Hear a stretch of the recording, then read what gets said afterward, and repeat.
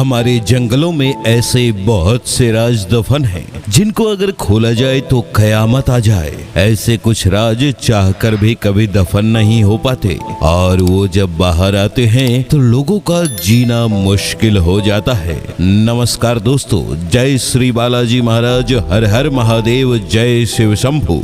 दोस्तों, स्वागत है आपका टेस्ट बर्ड एमके की हॉरर सीरीज के इस नए एपिसोड में। कहीं मत जाइएगा क्योंकि कहानी आगे बहुत ही इंटरेस्टिंग होने वाली है।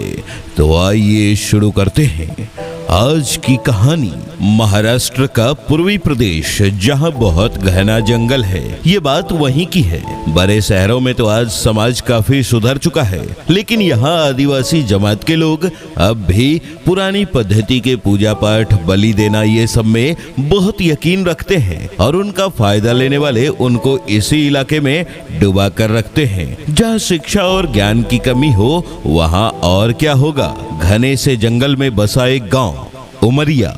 यहाँ न डॉक्टर का कोई अता पता है और न किसी प्रकार के ज्ञान का। यहाँ का ज्ञान सारा का सारा बाबा लोगों के पास है। वही लोगों को बहला फुसला कर लूट रहे थे। लेकिन कुछ ऐसा हुआ इस गांव में कि एक के बाद एक मौतें होने लगी, या यूं कहो कि लोग गायब होने लगे। ना कोई खबर, ना कोई पता ठिकाना। घर वाले लापता लोगों को ढूंढते और थक कर उनको भूल भी जाते। ऐसा कुछ चल रहा था उमरिया गांव में। शशि की लड़की बहुत बीमार थी। महीने हो गए वो खटिया से उठी ही नहीं थी। क्या हुआ था ये तो बस वो वैद्य ही जानता था, लेकिन खुलकर कभी नहीं बोलता था। घर का जो भी बचा खुचा था वो सब दांव पर लग चुका था, लेकिन शशि की लड़की में कोई बदलाव नहीं आया था। वो जैसे अब मरने का इंतजार कर रही थी। एक दिन शशि, उसकी बीवी और बेटी वैद्य के घर गए थे। वैद्य बोला, शशि तेरी लड़की को कोई भयंकर बीमारी है।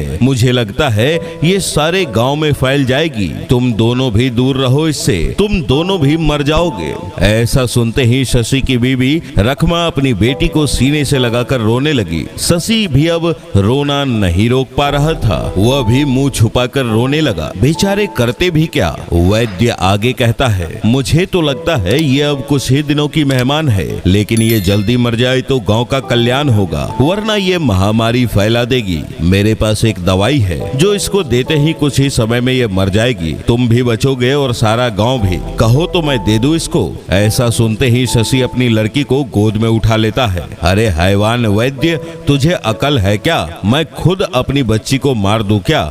ये पाप लेकर मैं कैसे जीऊंगा? तू कोई वैद्य नहीं, कसाई है, कसाई। इतना बोलकर शशि और उसकी बीवी घर की ओर चल दिए। आंखों से बहते आंसू थमने का नाम नहीं ले रहे थे। 12 साल की बच्ची बीमारी से बिल्कुल आधी हो गई थी। ना कुछ खाती थी, ना उसका वजन बढ़ता। शशि उसको लेकर घर की तरफ जाने लगा। बीच में घना जंगल पड़ता था। वहां से निकलते हुए वो शाम होते होते अब घर तक पहुंचने वाले थे। सूरज अब डूब चुका था, लेकिन उनका घर नहीं आया था। अचानक शशि के कान में कोई फूंक मारकर चला गया, ऐसा लगा। वो थोड़ी देर के लिए रुका, फिर कुछ नहीं है सोचकर आगे बढ़ा। अंधेरा हो चुका था। ऊपर आसमान की तरफ देखकर रास्ता खोज रहे थे, तभी एक अजीब सी आवाज आई, लेकिन उसे सिर्फ शशि ही सुन सका। अपनी बच्ची को ठीक करना चाहता है।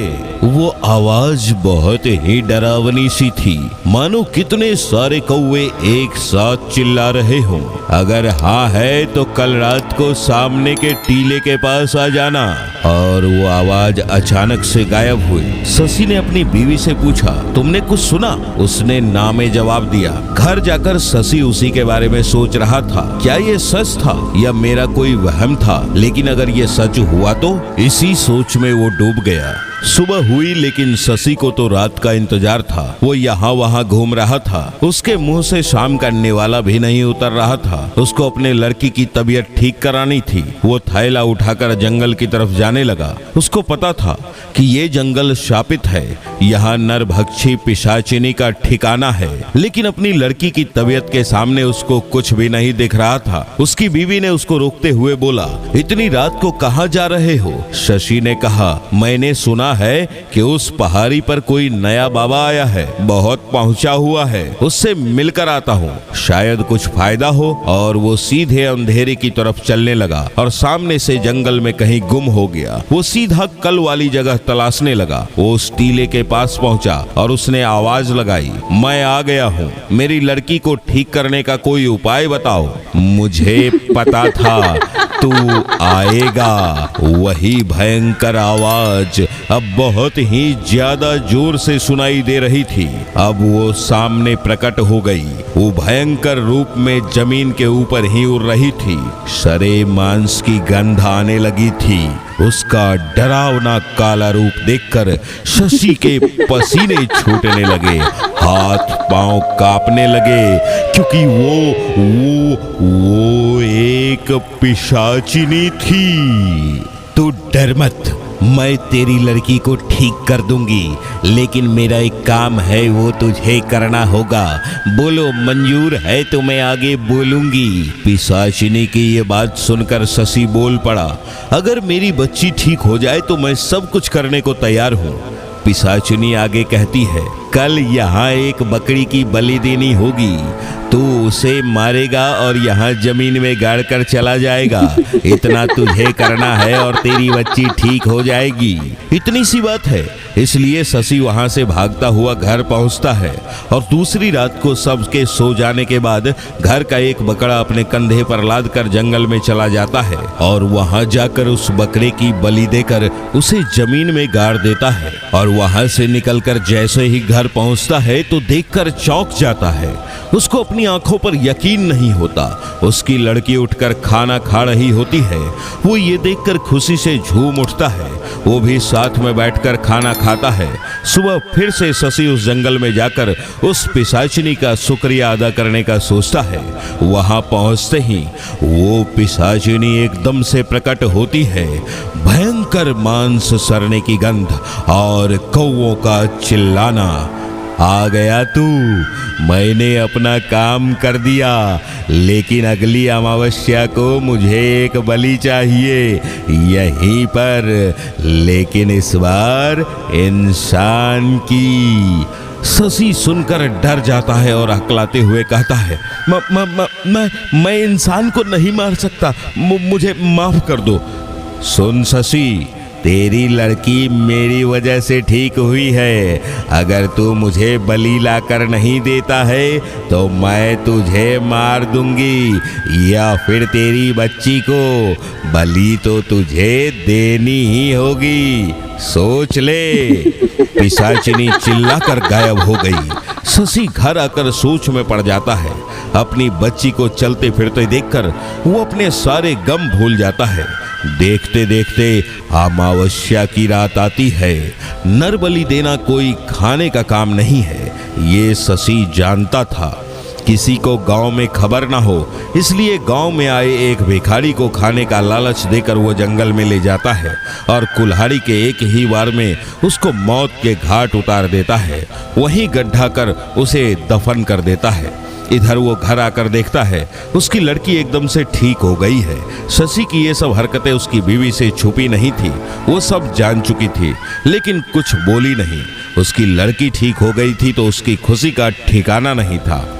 लेकिन दिन प्रतिदिन शशि बदल रहा था। सीधा इंसान अब हर अमावस को वो इंसानों को मार रहा था। लोगों को शक ना हो इसलिए दूसरे गांव से लोगों को गायब कर रहा था। आसपास के सभी गांव में लोगों के गायब होने का सिलसिला सा चालू हुआ। शशि ऐसे लोगों को मारता था जो समाज के लिए खतरा थे या जो दूसरे लोगों को परेशान करते थे। इस वजह से लोग भी जरा शांति से थे कि दुष्ट लोग मर रहे हैं। इधर शशि भी समाज की मदद कर रहा था, इसी खुशी में जी रहा था। ऐसे करते करते महीनों और साल बीत गए। अब शशि की लड़की की शादी की उम्र हो चुकी थी। नरभक्षी पिशाचिनी को अब हमेशा से नए शिकार को खाने की आदत सी पड़ गई थी। लेकिन जैसे ही शशि की लड़की की शादी की खबर उसको लगी, वो गुस्से से तिलमिला उठी। वो सीधा शशि के घर पहुंची। अब उसको देखकर सब घर वाले बाहर निकल गए। उसका भयंकर काला रूप और सरे मांस की गंध ने सबको वहां से भगा दिया। लोग अब शशि को शक की निगाह से देखने लगे और ये पूछने लगे कि ये कौन है। घर पहुंचकर पिशाचिनी ने शशि से कहा, तेरी लड़की मेरी अमानत है, तू इसको किसी और को नहीं दे सकता। उसकी शादी हो गई तो उस पर मेरा वश नहीं चलेगा। मैं ऐसा नहीं होने दूंगी, उसको मार दूंगी। पिशाचिनी को पता था अगर ये शादी हो गई तो शशि उसको शिकार देना बंद कर सकता है। शशि उसके सामने रोता है और लड़की की जान की भीख मांगता है। उस पर पिशाचिनी कहती है, मुझे एक नौजवान की बलि चाहिए। ये जो तेरा होने वाला जमाई है ना, उसकी बलि चाहिए। ये अच्छा आदमी नहीं है, उससे तेरी लड़की की शादी मत कर, वो उसको मार डालेगा। मैंने भविष्य देख लिया है। शशि उसकी बातों में आ जाता है और पूजा करने के बहाने से अपने होने वाले जमाई को जंगल में ले जाकर कुल्हाड़ी से उस पर वार कर मार डालता है। उसको मारते हुए उस लड़के का बाप देख लेता है। इतने में वो नरभक्षी पिशाचिनी वहां आ जाती है। शशि, आज तक तूने सभी बुरे लोगों को मारा था, लेकिन सबसे पहली बलि वो भिखारी जो कि बेगुनाह था, और ये तेरा जमाई भी बेगुनाह था। लड़की के प्यार में तू अंधा था, अब तू पाप करके पापी बन गया है।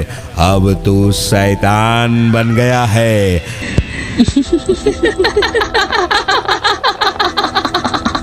वो शैतानी दर्दनाक हंसी चारों तरफ गूंजने लगती है।